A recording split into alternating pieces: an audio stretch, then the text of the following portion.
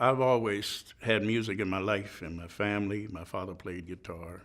My mother did too. My interest came back to the music after I did a stint in the Navy and, did some time as a merchant seaman. Although while I was in the Navy, I was still singing. I was singing doo-wop at that time. I wasn't into Latin music at that time.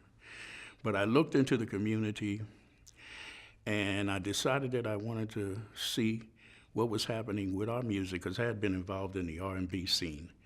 And I knew what was going on there, but all of a sudden my mind said, well, what's happening on the Latin music scene here in Philadelphia? And one thing led to the other. I started working with the musicians. I began to understand what their problems and their issues were.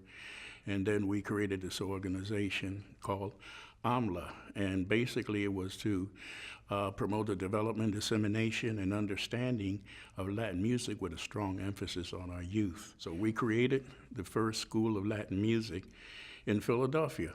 Well, believe me, it was a success right from the beginning. Okay, so now we have, a school, we have the youngsters in there. There was another thing too based on that, and that was that we had a lot of kids that had talent, but because they didn't have the great marks or they didn't have the good attendance in the schools, then all of a sudden, nobody wanted to give them any kind of music education. But they came to our school, and we opened our arms to them, and the rest is history.